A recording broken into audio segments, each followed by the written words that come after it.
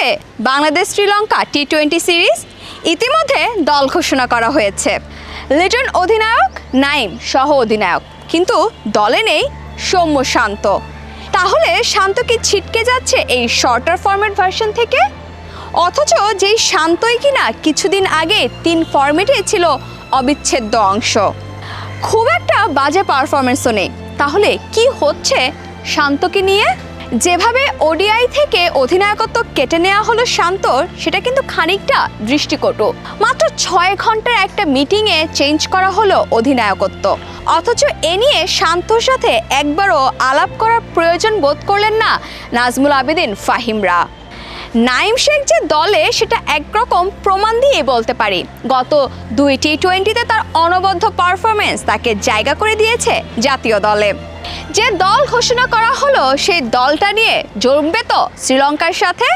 Maybe time can say that.